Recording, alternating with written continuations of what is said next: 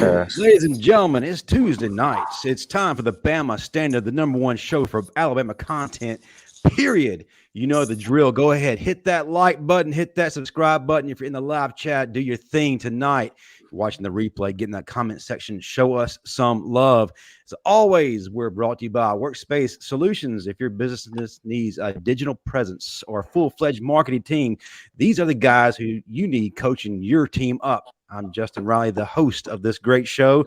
With me, as always, 1999 All SEC linebacker.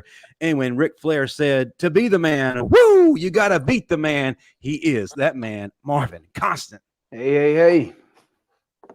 Then the senior analyst of Touchdown, Alabama Magazine, and international sex symbol, Stephen M. Smith. Tuesday. Yes, sir. Yes, sir. Last but not least, two-time national champion, two-time USFL champion, and the baddest dude to ever tote the rock, Bo Scarborough. What's up? I feel like you were matching my energy bell. I need you to do that all over again. What you want me to do? I want you to pull like a Roman Reigns promo. Can you do that? You got the hair. I mean, that's Steven type. I can't get that. That is. It's time to let Stephen loose, too, because we got some dudes on this panel tonight. Stephen and Smith, let them know who is here. We got two of the baddest men at their respective positions on the show. So we're going to start with the dread-headed assassin beneath Marvin. We got before you had Jerry Jeudy, before you had Henry Ruggs, before you had Calvin Ridley, before you had Jameson Williams, before you had Amari Cooper, before you even had Julio Jones, Deuce from Florida was just mossing people. This guy was a straight-out semi-automatic assault rifle on defensive backs. He made every quarterback in the world look good. He part of the reason why Mike Schumer got that contract extension in 2006. We got the man that had so many times in Bryant Denny. They should name part of Bryant Denny after him. We're looking at Deuce, the dreadhead assassin. Let him hang low. DJ Hall is in here. Come on now. Yes.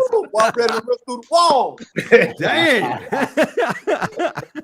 And then we cha-cha slide smooth to the man underneath Justin. We talking the pride of Georgia, Macon, Georgia, that is. We're looking at an all-SEC cornerback, the first cornerback to help Nick Saban hold that national championship in the 2009 season. We talk about a lockdown fire breather right here.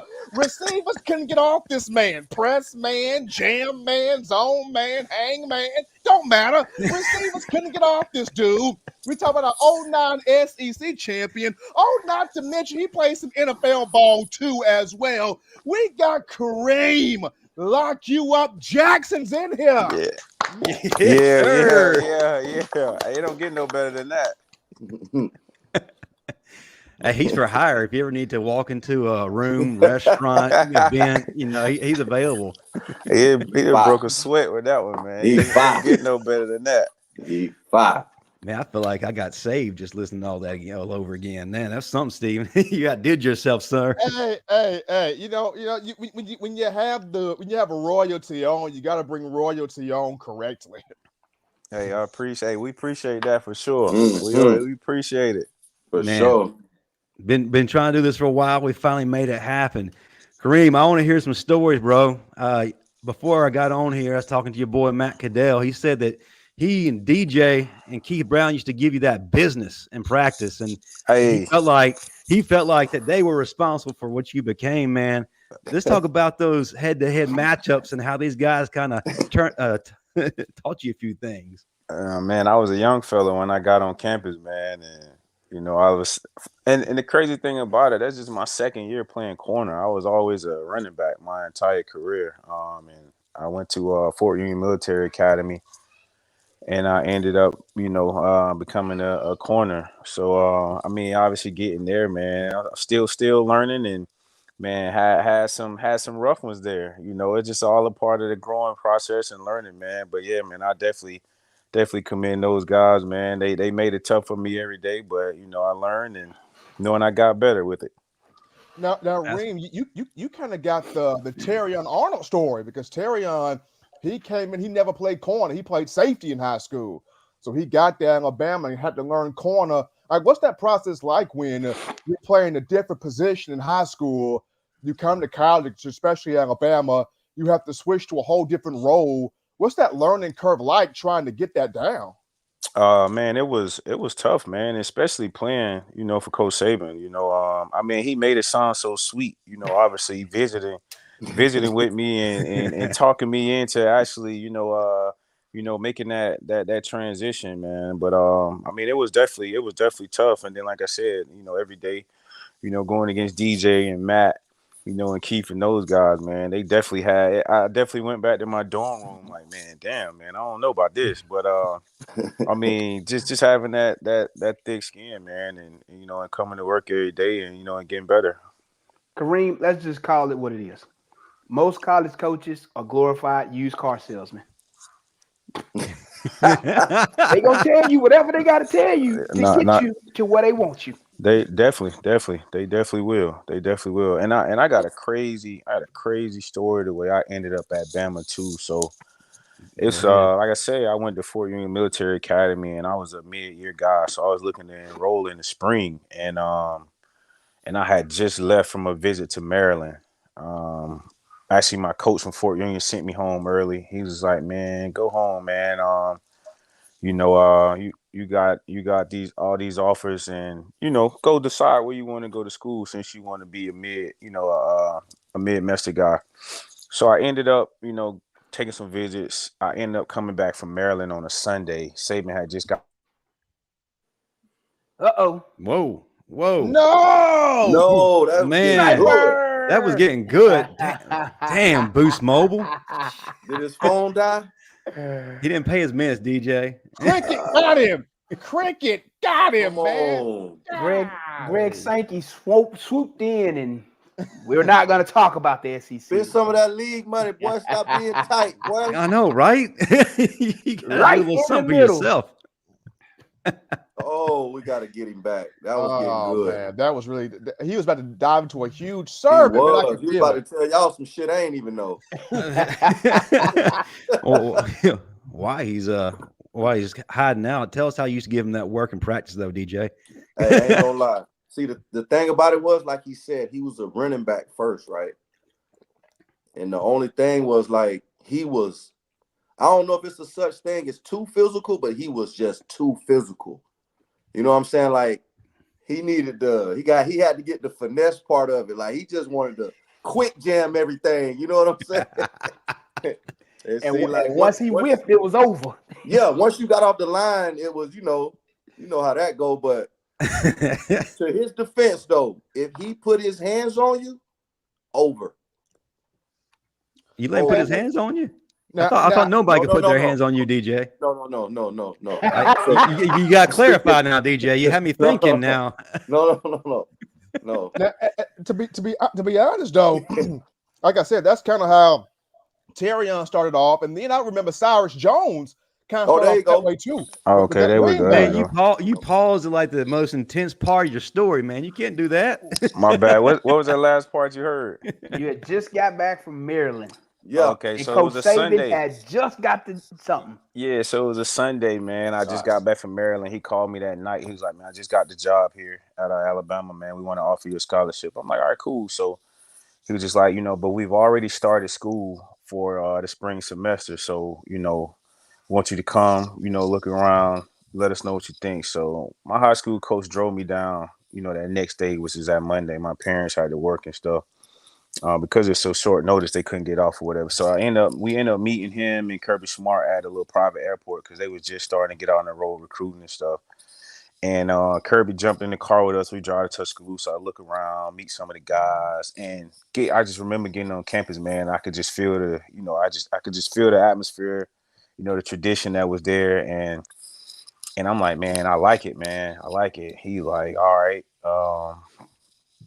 if you like it, then. I like, well, let me go back home, talk to my parents, He was like, nah, if you like it, this gotta happen today. So I'm like, what you mean happen today? He was like, we already started school. You gotta go to class tomorrow. So they ain't even let me leave. Like I signed that day and I went to class the next day. Bro, I they had you remember on that now. Now espionage. that I remember. Hold on, I And just got time out. When did you wear the class? How did you just they showed gave up? me, I went to He the had the equipment room and they football gave me, gear on. they gave me a bunch of sweatsuits for the Yeah, rest of the you had the week. football gear. My high school coach gave me like $200 to go get some toiletries and some little cheap sheets to throw on the dorm room bed. And shoot, Yeah, that we was it. kidnapped him. We And kidnapped him. I ain't get it. I didn't go back home to the weekend. I had to call my parents. I'm like, man, I'm gonna stay. They like, what? I'm like, yeah. They was like, shit, if it's gonna happen, it gotta happen today. So I signed that day. I was in class the next day. Hey, That's on some So wait a espionage minute. type Wait a stuff. kidnapped him, minute. dog. We definitely kidnapped him. So it was like the movie Old School. They pull up in one of those beat up black vans and Man, they tape you up and say, if you say anything, I effing kill you, get in the van. it was crazy. It was crazy because me and my roommate were the first two guys he signed. Like right after he got the job, like a week later. And yeah, he ain't let me leave, and I'm like, man, damn, maybe I should have waited before I told him I liked it, but man, he ain't let me leave. So I was like, all right, shit, I'm gonna just go with it, man. Just go with it. Was Sheila like that, DJ? Did you have experience like that? Man, Shula's a nice guy, man. I ain't Shula ain't kidnapping nobody, man. Hey, but I'm I'm gonna tell curious who y'all your something roommate funny, was. man. Like when Kareem finally was able to move all his stuff to Bama, the whole team thought he already had an NIL deal. Oh man, So you like, how you come to What? college with every pair of Jordans, 100 outfits? Like, we didn't yeah, understand until somebody was like, well, he went to a school where he had to wear a uniform for like a whole year. You know what I'm saying? We like, whoa, this dude, his dress code was crazy. I gotta give him, as a freshman, I gotta give him best dress. Period, point blank. I can't take that away from him. Every pair of Jordans, he had them.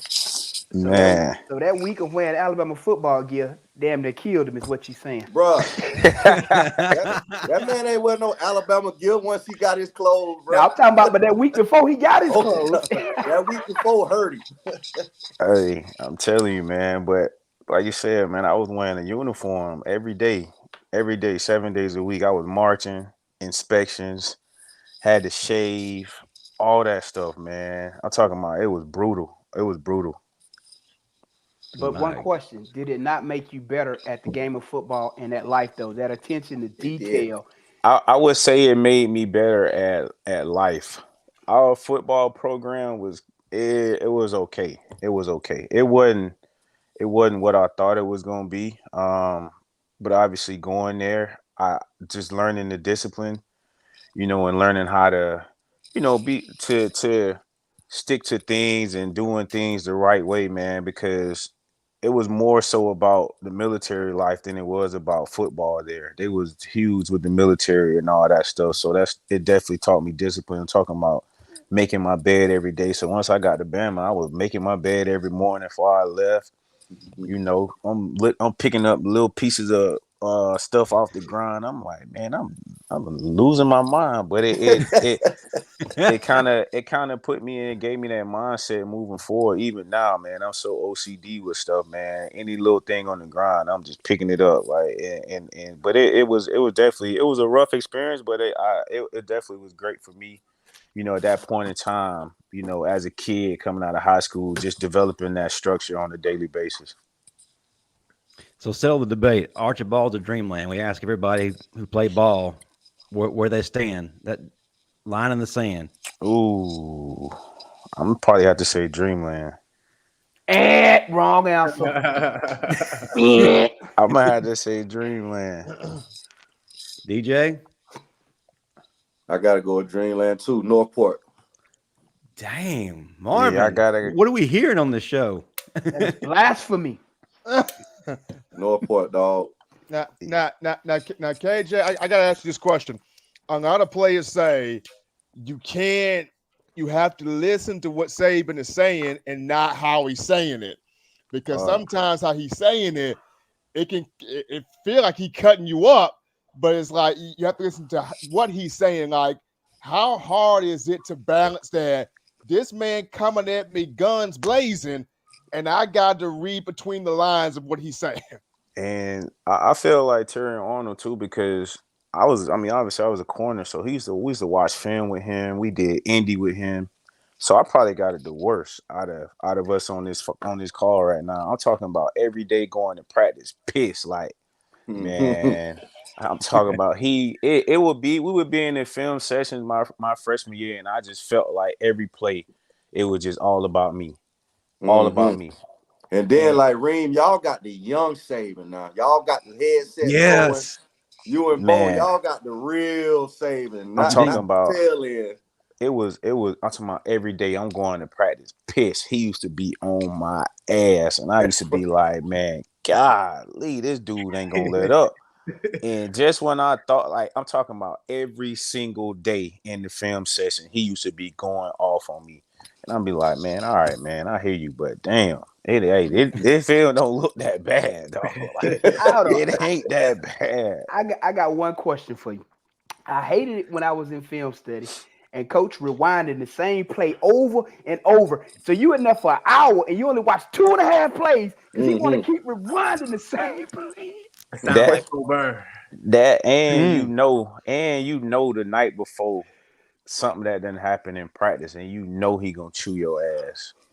But real talk, that's what made you kind of want to win more, because after that win, you don't really watch that film as much. For real.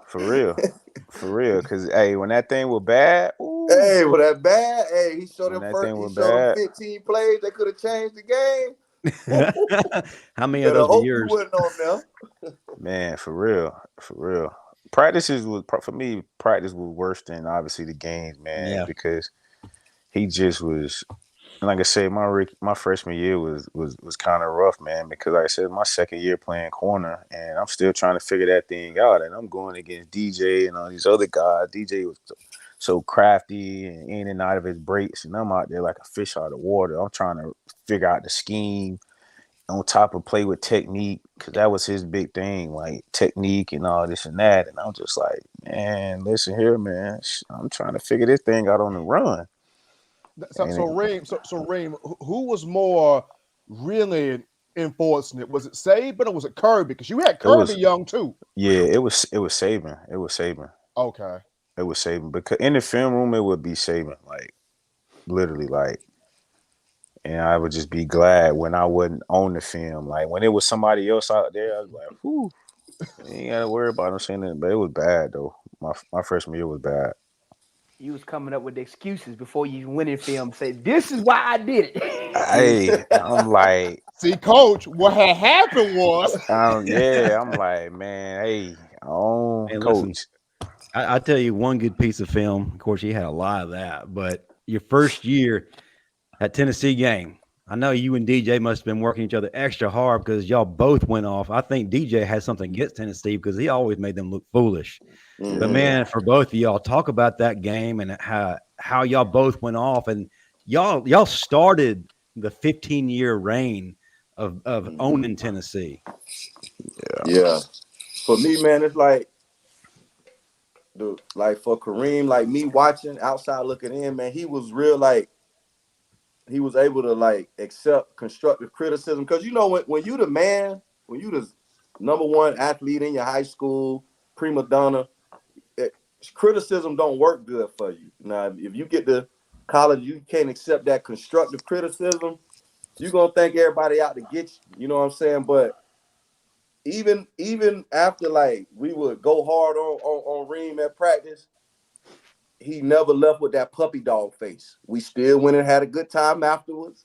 You know what I'm saying? We coming the next day and we getting it in. And you can ask Matt Caddell. Me and Matt Caddell, we talked about who we thought would have the longest career as a defensive back when they came in, right? We talked about Marcus Johnson.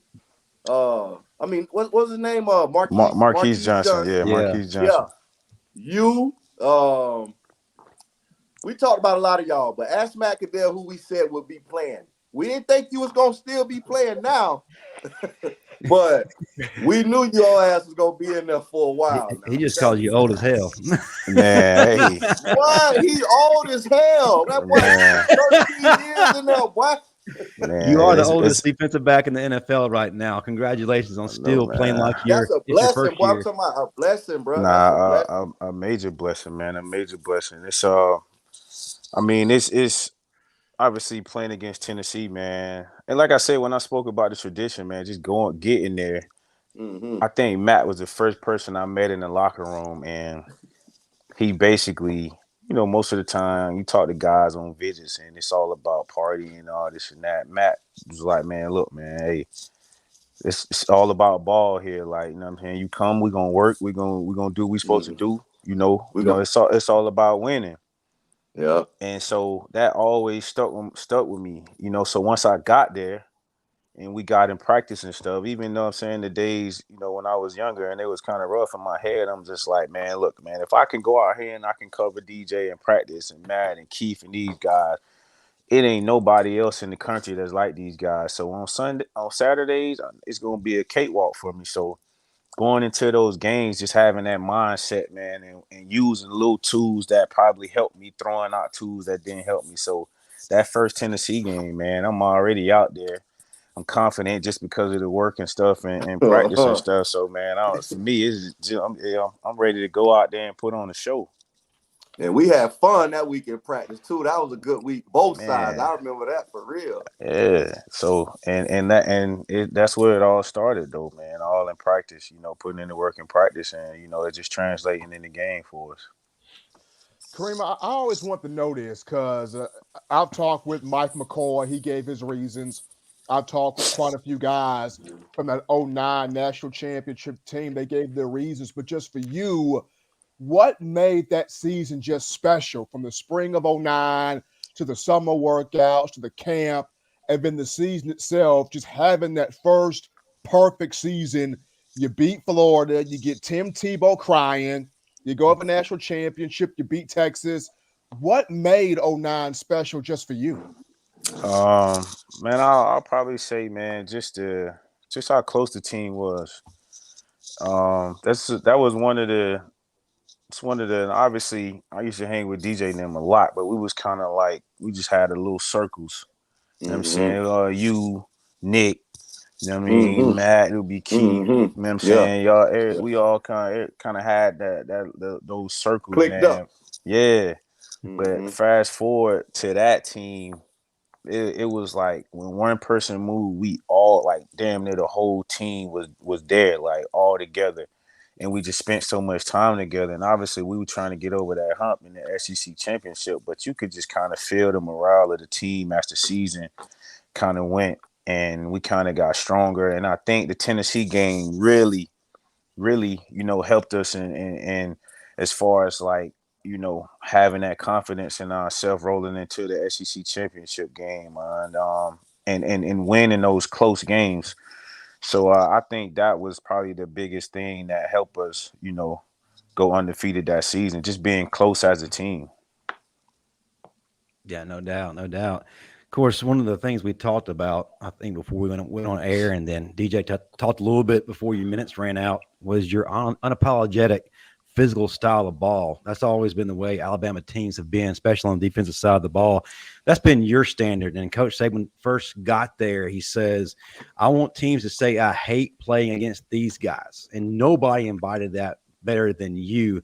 Man, if you would, talk about how that's always been like the your calling card and how that's never gone away and how they're kind of limiting you in the game today. I mean, for me, obviously playing the game in that fashion, I've always been a physical player. And it's funny because people see me and they be like, Ed, man, I thought you was 6'3", 225, 230. Like, but for me, it's just a mindset, man. It's and I tell people all the time, man, it's only one way to play this game, man. It's I'd rather be the hammer than be the nail, and a lot of times now, guys getting to the point of attacking with these collisions and they starting to stop their feet and they get hurt, So for me, it's all about issuing it, and I tell people all the time, like, I'm trying to get guys before they get me. So I'm gonna be first, I'm gonna be first. So that's just always been my mindset, just imposing my will, in the secondary, receivers knowing that they're going to get hit coming across the middle or in the flats, if quarterbacks make a mistake and they're not reading coverage the right way and they throwing guys into trap corners or stuff like that, man. I feel like that stuff makes a difference later on in the game. If I get a guy within the first 2 drives and I'm able to let him know I'm gonna be there that whole game, man. Who knows? That might come. It might come at a, equal to a turnover or something later for us, just because he know he gonna get hit. So for me, it's all about creating them opportunities as far as turnovers or whether it's slowing guys down. Man, you got these guys running 4.3s and 4.2s. Only way you're gonna slow these guys down, they gotta run through that with caution if they know you're gonna hit them. So Yeah. it ain't no consequences. They just running across the middle, running right. You know what I'm saying? So for me, it's all about creating some opportunities later in the game where we can make some big plays and and change the game for us. No doubt, no doubt.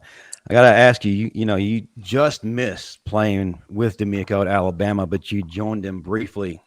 Your first stint in Houston. Now he's your coach. What has that transition been like from being a teammate to now being your coach? Man, it's actually great, man. And he's still the same guy, man. Ton of energy, always smiling, always encouraging the guys, man. He was like that obviously when he was our captain my rookie year. Ended up playing 2 years with him before he ended up getting traded to Philly. But he's just a joy to be around, man. He's one of those coaches that, you love to play for because obviously he played the game so he can relate to you. He know what it's like out there, and when you in certain situations, it's easy to go talk to him, about game plan stuff and like that. So just having him as a coach now, man, like I said, he makes you want to go play for him. He makes you want to go run through the wall for him, man, just because of how he comes to work every day and the confidence that he instills in the group. I know this guy Reams as a young player, but just getting the chance to watch Will Anderson as a rookie, seeing what he did at Alabama, 2-time first-team All-American defensively, but watching him as a rookie have the season he had for Houston this past year, what do you like about Will's game? Just watching him, Man, Will gonna be tough for a long time, man. Just watching him work. Obviously, and the things translating from practice to the game, man. He's at a young age, being a rookie, man. He was a great leader in the locker room.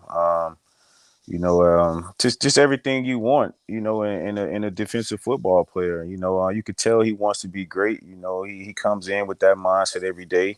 He's listening and he takes the coaching and he applies it. And not only that, he has a great, physical ability. So I'm looking forward to see what year 2 is going to look like for him.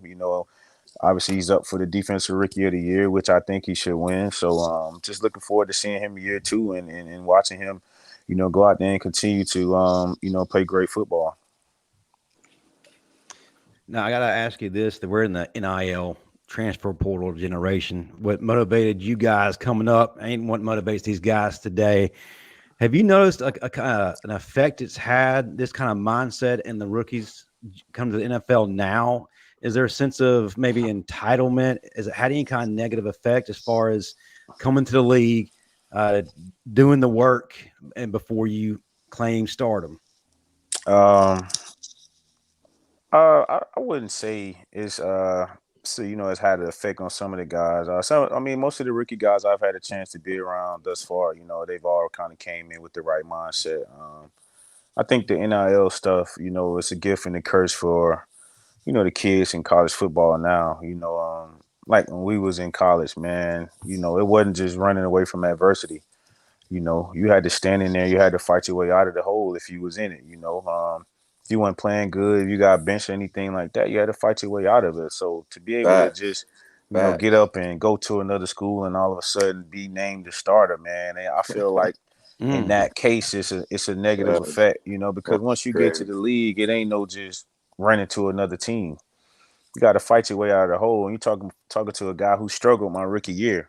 So for me, it was all about figuring out how I can get out of that hole, how I can, get better, better myself, in the film room and, on the field. So now with these guys just being able to go into the portal and run from adversity, man, I feel like it's a curse in that situation. But then again, you got situations like, Jameson Williamson was in and, sitting behind 3-4 first rounders and just being able to go somewhere and have another opportunity there. I think it's good for guys like that.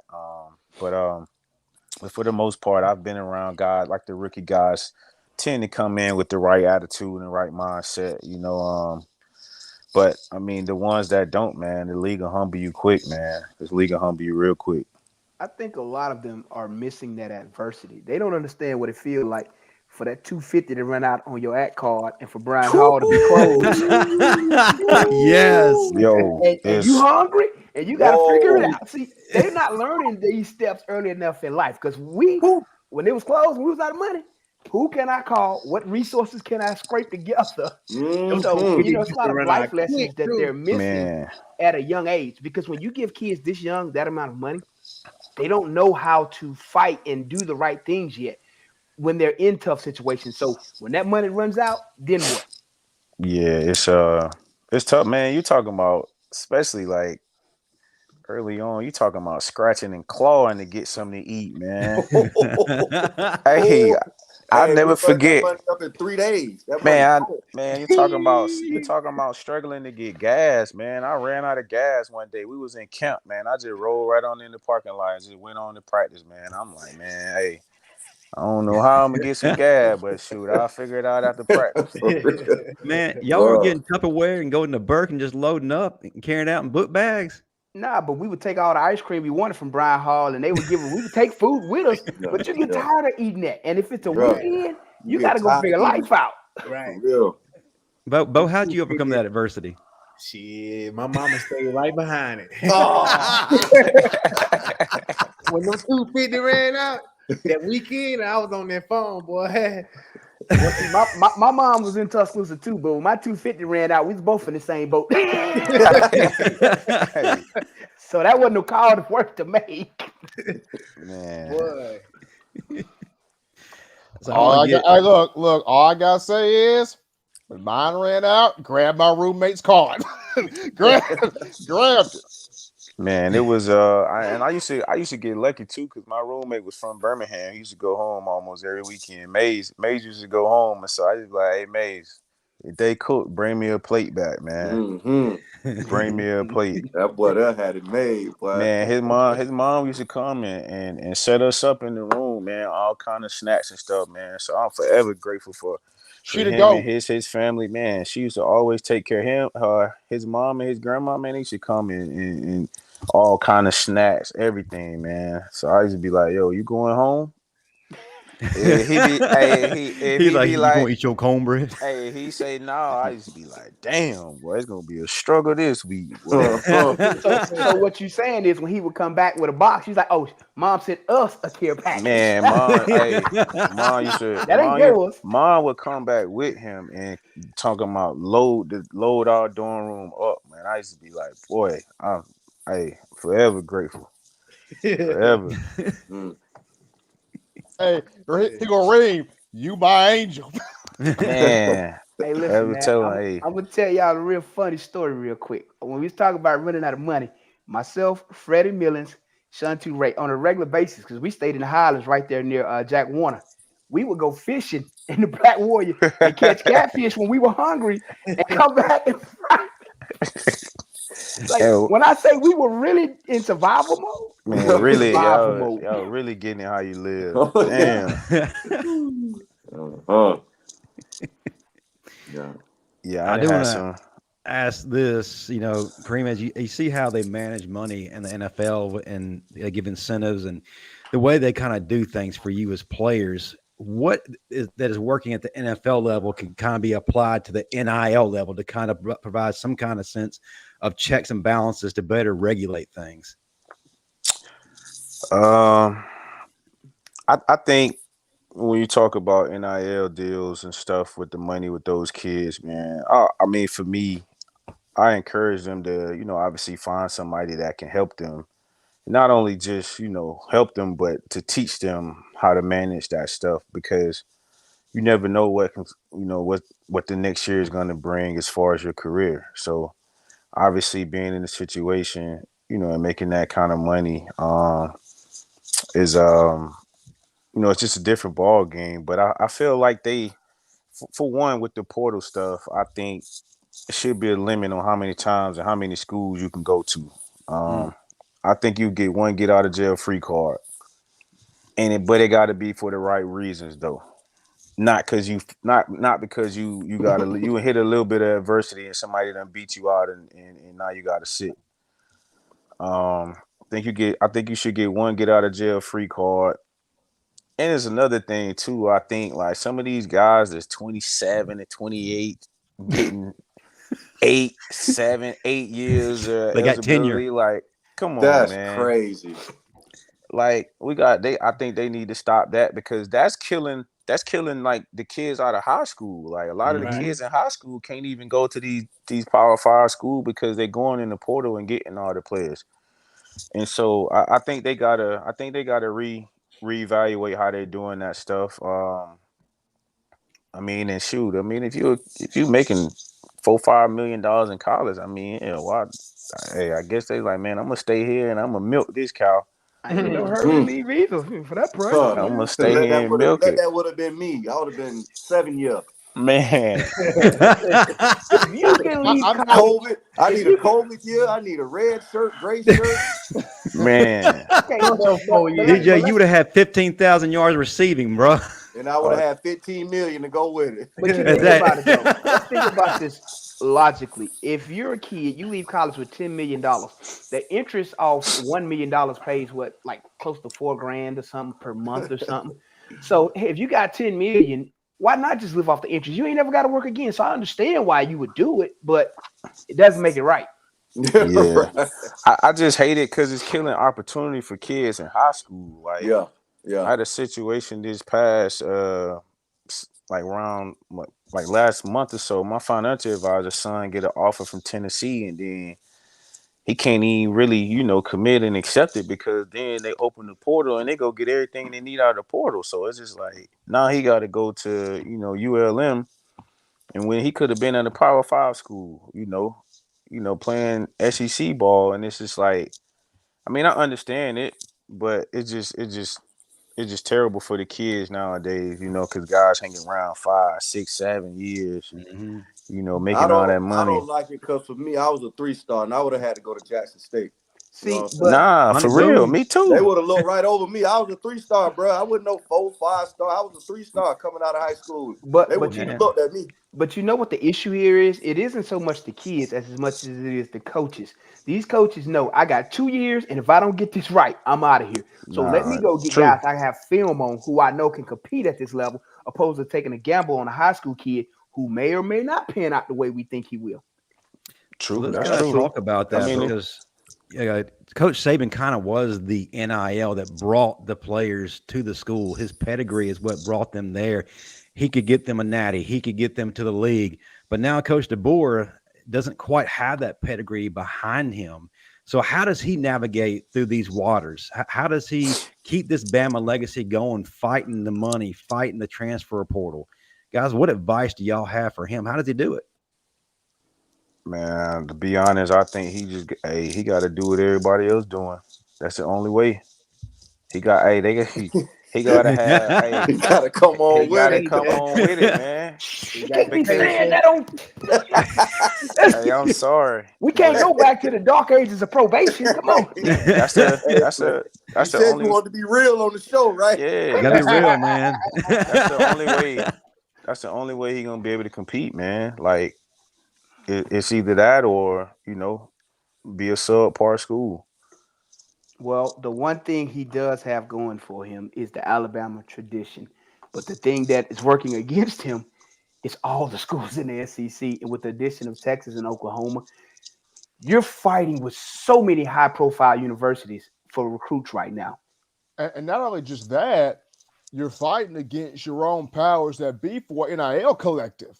Like you fighting against the board of trustees, you fighting against the boosters, like you fighting against Alabama to get that collective up. Because that was one of the main messages that Coach Saban was preaching a couple of years back at the event in Birmingham, saying, "Hey, we got to get this collective up." Well, they tried, but it didn't quite work. But I can't talk about this on air. But that was an attempt at it. I also think, man, they need to start bringing like more of the older players, and I ain't just talking about the Saban players. I'm talking about like Marv them, like the older people, so they can see like the chemistry. You know what I'm saying? Like the pride that goes in it, man. We wasn't making no money, but like when I see Marv them and Anthony Bryan and all these old heads, like I knew them. Like I know for a fact that the sophomores and freshmen on Alabama team, they don't know who the hell I am. They might know Bo. They might know you because you play in the league, but I knew Marvin Constant. I knew Freddie Millens. I knew the old heads. Like, I knew Alabama tradition. And I feel like if you just let some of the players just come back, have an alumni party or something, let the young kids see that camaraderie, bro, to see the real Bama Sci-Fi in action, you can't run from that. You know what I'm saying? Hey, DJ, I'll send you the details on that. It's actually happening. It is actually happening.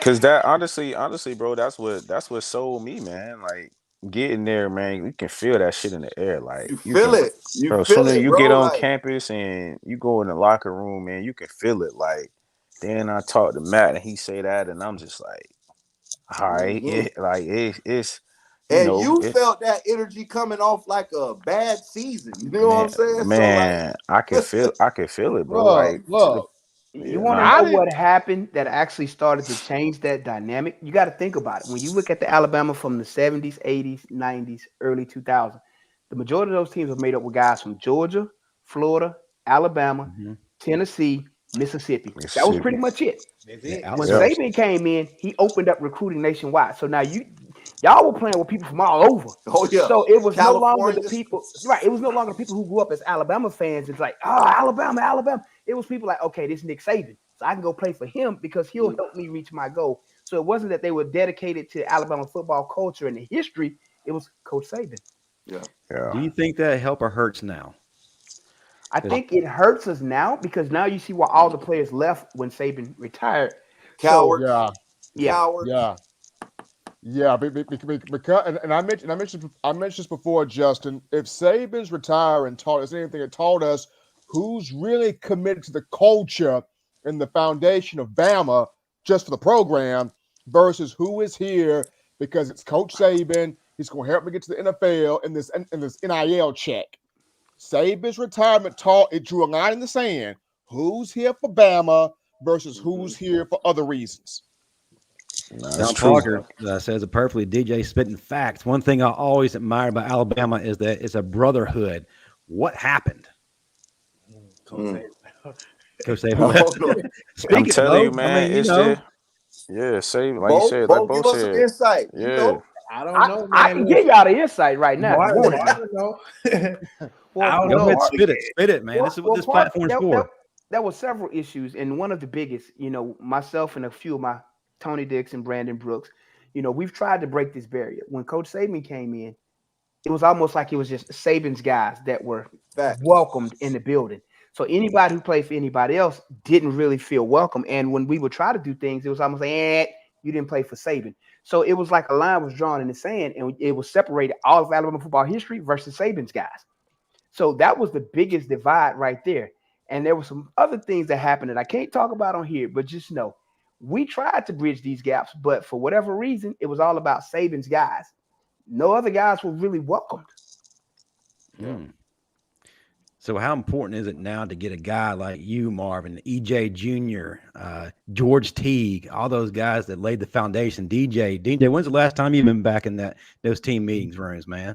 I ain't gonna lie, man. I go to the games, but I don't really deal with the facilities, man. That ain't my thing. You know what I'm saying? But hold on, DJ. But why don't you? See, because you don't want to delve into why. Everybody has really the same reasons why they don't. I ain't really, you know, Marv, but Thank you. The thing about me, man, I love Alabama football, the players. I'm Bama Sci-Fi. I don't care how many coaches come through and leave. We still gonna be here. You know what I'm saying? They come and go. when I left my senior year, 12 coaches left with me. 12. You know right. what I'm saying? So it ain't really like that. But that's what I always tell people. I love Alabama football, the guys who I played with, the guys who played after me and before me, the guys. When you start talking about the administration and everybody else, man, they don't really treat us like we treat each other. So I don't really deal with that, man. Yeah. Well, they don't treat us like we treat each other. So, and I'll leave it at that. We got a super chat who brought up what y'all talked about earlier. Who fished in the Black Warrior River? I love that dam. Yes, sir. Man, that river fed us on many a days when Brian Hall was closed. I done fished in that before. Listen, Marvin, people have been chomping at the bit the entire time. They are asking questions about this defense and what is Kane Wommack bringing to the table. If you would, man, take a second. What was Somebody that? preaching back there, boy. Bo, how many kids you got, Bo? One. Well, I got two. Just one here. I got two on one on here. All right. So but anyway, let me go ahead and play your theme music because this is your segment, sir.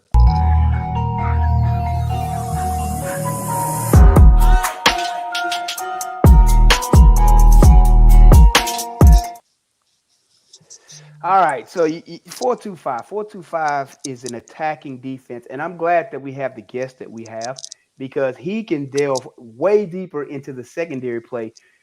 Because to me, that's the most important part of the 4-2-5, and the fact that it allows you to disguise coverages, and you can pretty much play anything out of a 4-2-5, unlike other defenses, because you do have those 5 DBs, unlike if you're in a 4-3 or a 3-4.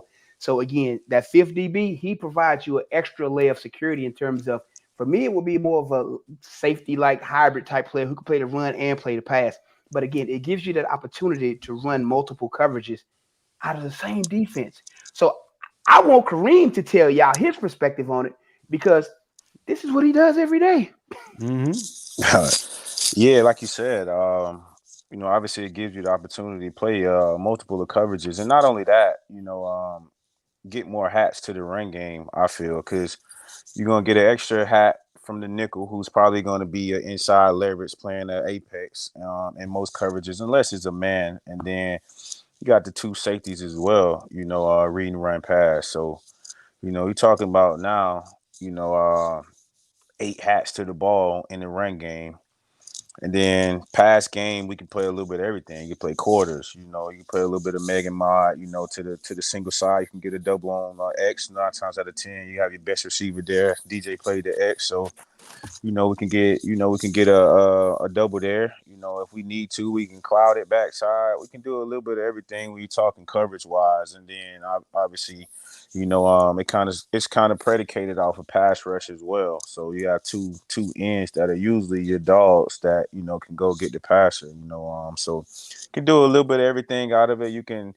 And the thing about it is you can stop run and you can get some doubles to, receivers, as you need to. So you, like I said, you can do a little bit of everything. You can stop the run and you can stop pass and, their best guy. And you can play every coverage out of it. So to me, that's the best advantage of it. So, and you can disguise. So whether you're in a 0-1, 3-4, whatever it is you're running, it all works well out of a 4-2-5. So, but the key to it working successfully is having 4 grown men up front who can control that line of scrimmage. Because if you can't control that line of scrimmage, that defense is dead. Yeah. So who do y'all see feasting the most out of this? One name that pops out immediately is Malachi Moore.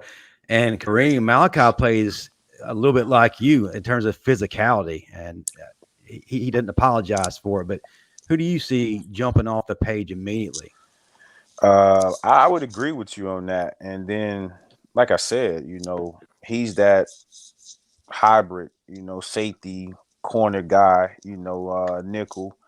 He's going to help us in the run game as well as be sticky in the pass game as well. You got a guy like that, who has a safety's mentality but can still move and cover like a corner.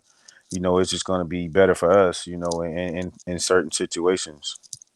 I'll name this guy, and I feel like this guy could really feast in this, and that'd be Keon Keeley.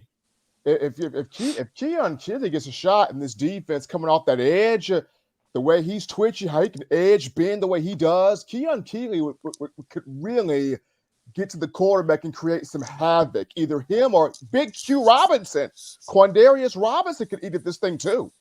Well, you're gonna have to have somebody in that middle who can, who can eat up space. Somebody who commands double teams. Because if your two defensive tackles aren't commanding those double teams, then your edge rushers, those ends, they're gonna be chipped and double teamed on a regular basis. So that's gonna take away from your pressure. So those two defensive tackles are going to have to be grown men, space eaters. That's gonna be Keenan and Otis. Assess this, Willie Beeman, Marvin. Deontay Lawson takes a huge step next season. I'm hoping so. My only question is, what position will he be playing? That was the one thing I've been thinking about for a lot of these guys.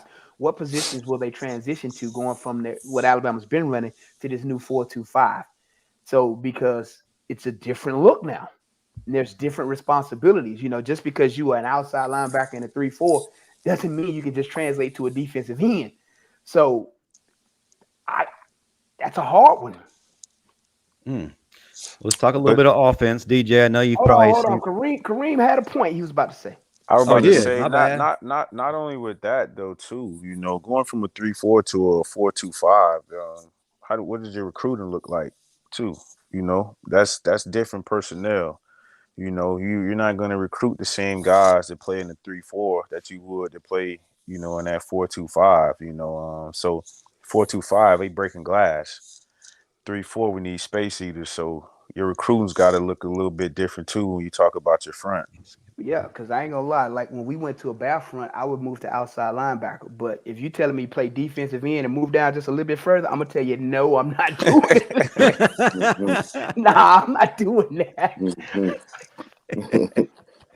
Hey, good question here. When you get done with the NFL from WJ Brown. Kareem, are you interested in coaching? And who thinks D'Amico deserves Coach of the Year? I think everybody. Yeah, facts. Yeah, definitely Coach of the Year. Honestly, man, I don't right away. I don't see myself coaching. I want to play 2 more years. I don't see myself coaching right away just because I have two young daughters, and my last 5 years being in Denver, they would stay here in Houston. They would be in school here in Houston. I miss so much time. I miss a lot of their activities and a lot of things that they had going on. So I told myself there's no way I can do that to them right when I retire. So maybe once they get a little bit older and, those girls get a little older and they don't want to be around dad as much anymore, get tired of me and stuff. So maybe I'll pick up coaching then. But right away, I don't see myself coaching. Yeah, those hours are brutal. That's why I didn't want any parts in it. Yeah.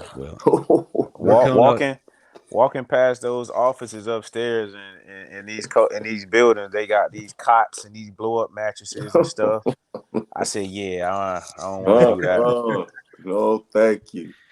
Well, starting to come up towards the end, but before we do that, 2 things. One, folks, if you have 8A plans, it needs to include the Bama Standard on April 12th, 6 p.m. Central at the Paul W. Bryant Museum. We will be there live doing our thing. So come by, see us. Admission is free. If you want to throw some NIL our way, we'll definitely entertain that. And just know, I'm going to take Justin to my barber in Tuscaloosa and get him a Travis Kelce, a.k.a. Skin Fade, before the show. Wow. DJ, I need you here for that, sir. Oh, man. We're going to have a lot of legends stopping by that day. If you two are there, please stop by. It's going to be a great time. But listen, before we go, Stephen Smith has not talked yet about what's going on at Alabama. We need to talk about the present, why fans should be excited. Let's go ahead and head to the depth chart before we close things down.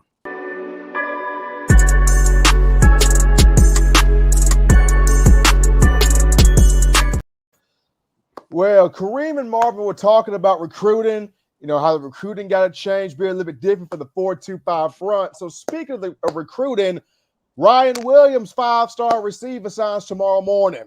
He will sign that letter of intent for the University of Alabama. Ryan Williams is going to sign. This was huge by Coach DeBoer to get him back recommitted. One of the top players in the country who reclassified. Also, Junior Day was over the weekend. Not a good recruits here. It came to Tuscaloosa.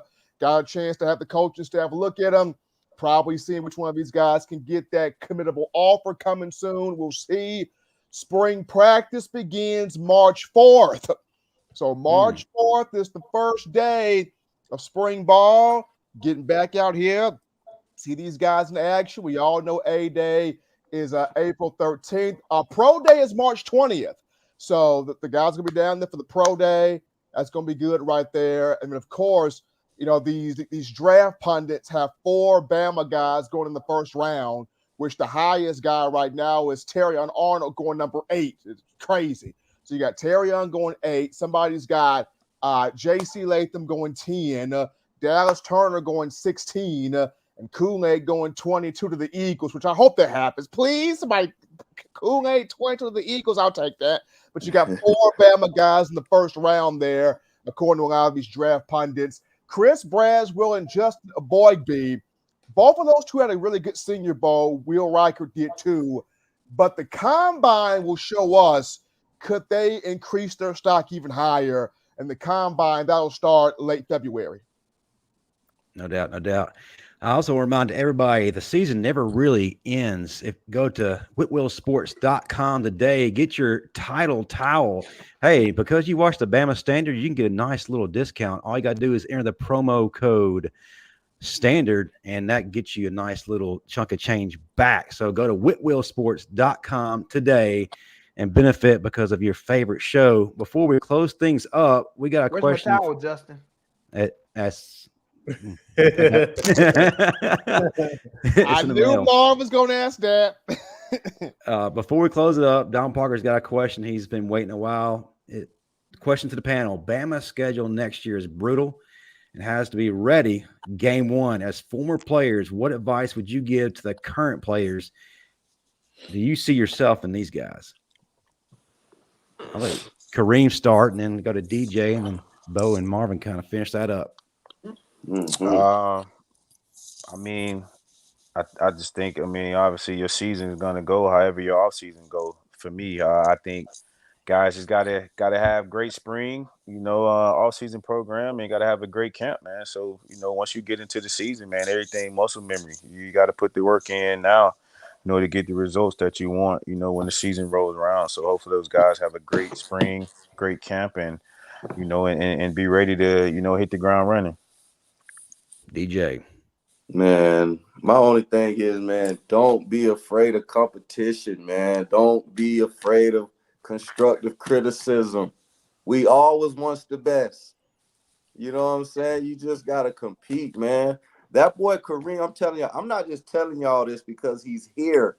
Justin, I talk about, this. I do. The man worked hard. We got on his ass for 4 months straight, and he got better. He didn't run from that shit. He didn't go to fucking Georgia. He didn't skip. He didn't do none of that. He stayed and got better. Stop running from competition, man. If you're not trying to roll with the tide, just don't come, period. And that's all I'm gonna say. I like that, man. I don't see how anyone can follow up behind that, just. Well, that's you. That's you actually. Follow up, Bo. I don't think I can beat that. I mean, like they saying that our schedule is brutal. I mean, every team that we play is brutal. It's not just this season. I mean, because everybody wanted to beat Bama because we were Alabama, and we still is Alabama. So for the current player, I just tell them just play Bama football. And if you know what Bama football is, then you don't have no question to ask. If you don't know, then you got to find out. Marvin, close it out. Well, one thing I can say, I know DJ can relate to this, and I know Kareem can relate to this.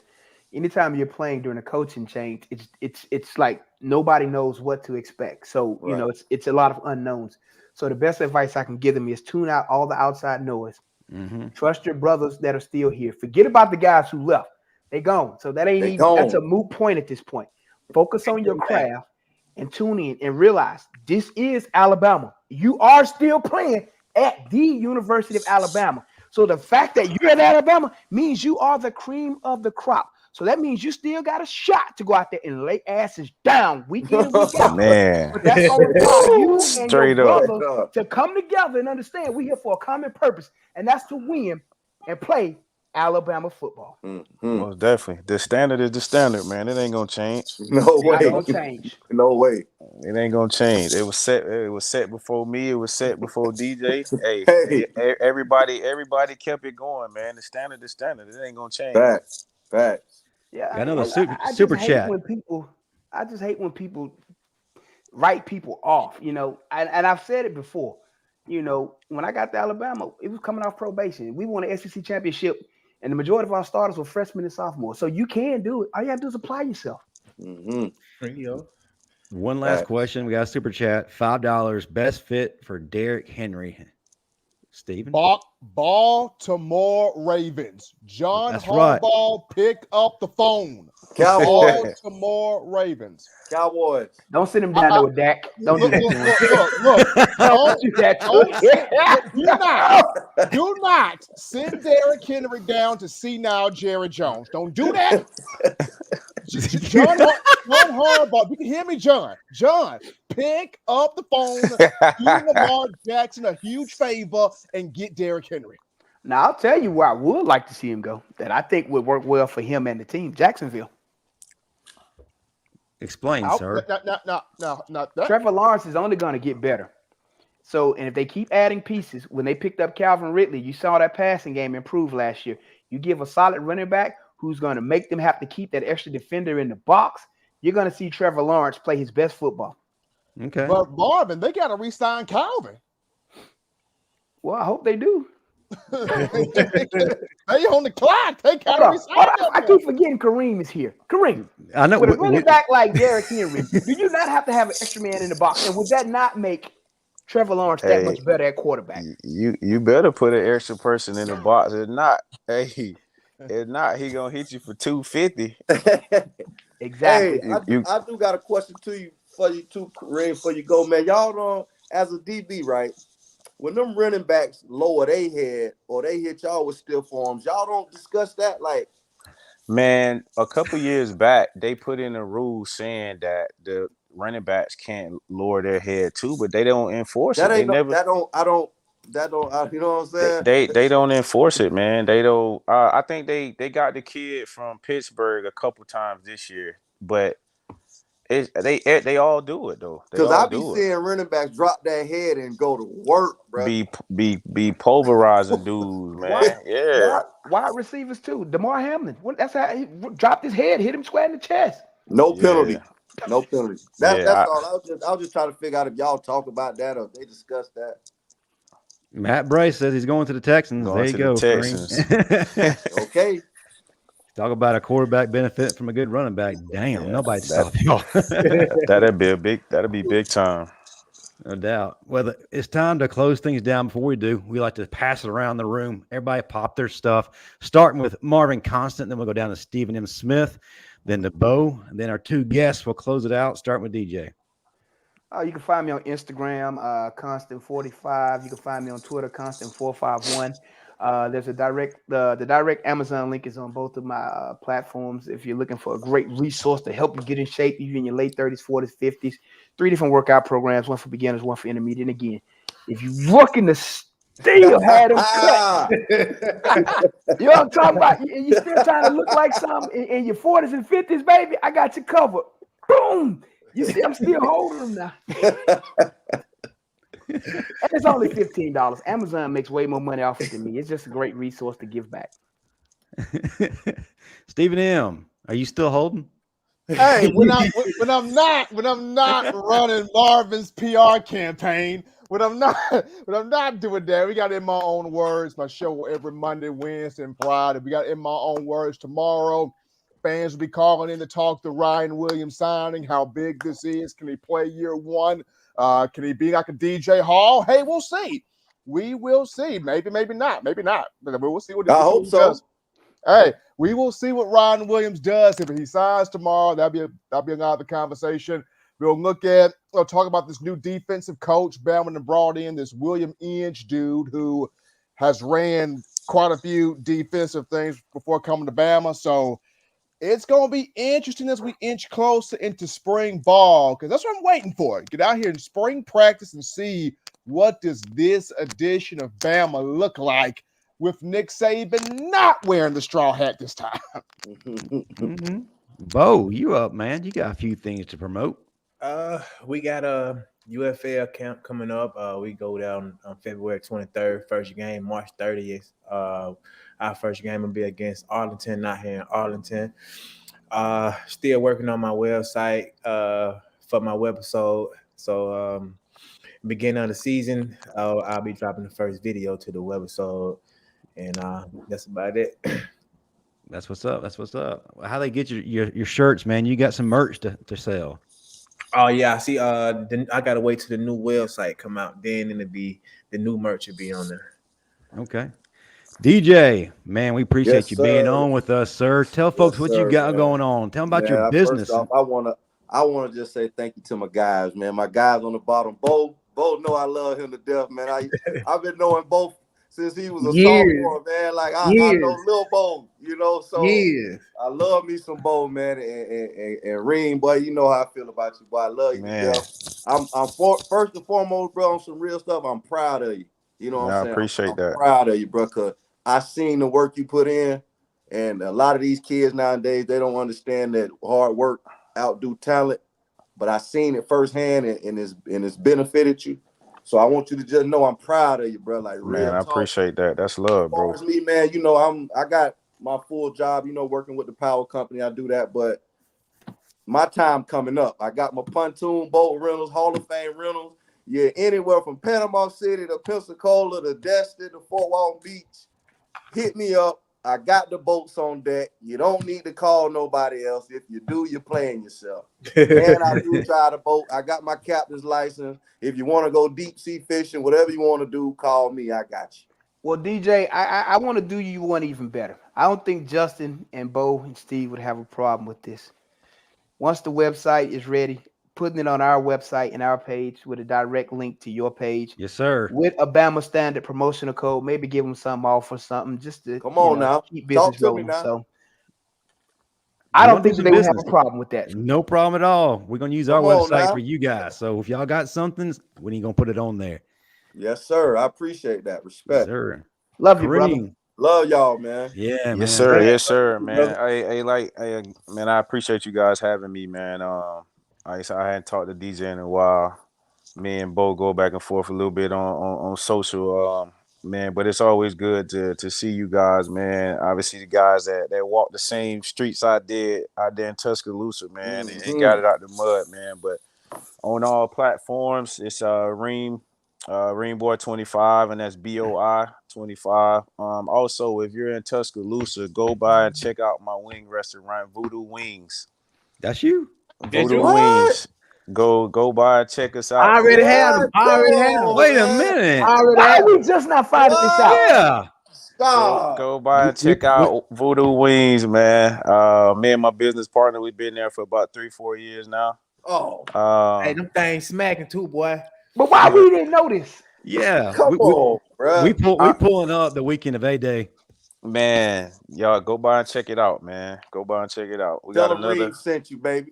Yeah, we got another location in Mobile as well. So if you're in Mobile, check it out, Voodoo Wings. Check it out. Let us know what you think, man. Other than that, man, it's Kareem Jackson. KareemJackson.org is my foundation, Kareem Jackson Foundation, where we benefit women with breast cancer and kids with pediatric cancer, man. So we do a lot of events throughout the year, throughout the season, man, to benefit kids and women with breast cancer, either who's won their fight against breast cancer or who's in their fight with it. But yeah, so we're constantly updating on there. We do a lot of stuff in the community. So yeah, check us out there. Appreciate that, man. I appreciate these two legends being on tonight, man. Hey, Justin, don't let us forget you, bro. We love and appreciate you too, bro. Man, hey, I'm just the guy hanging with the cool kids, and I appreciate y'all letting me do this tonight. I try to herd these cats every now and then and make things look good. But I appreciate all y'all. Hey, y'all stay tuned tonight, 8 p.m. Central, 9 p.m. Eastern, the Final Whistle, hosted by your guy, Matt Cadell. Y'all want to check that out, man. And then tomorrow night, 6 p.m. Central, 7 p.m. Eastern, Crimson Dynasty with C. She Payne, the Nightcap with George Teague and his son JT, Teague's Take, 8:15 p.m. Central, 9:15 p.m. Eastern. We got plenty of content to keep everybody entertained this entire off season and more. But thank y'all again, everybody. Thank y'all in the chat. Thank you for the love you've shown all of us tonight. I'll do it for all of us. Roll Tide. Roll Roll Tide. Tide. Roll Tide. Hey, DJ, hit me on the gram, man. We can swap numbers Hey, out. boy, I need that number ASAP, boy. Yeah, hit me on the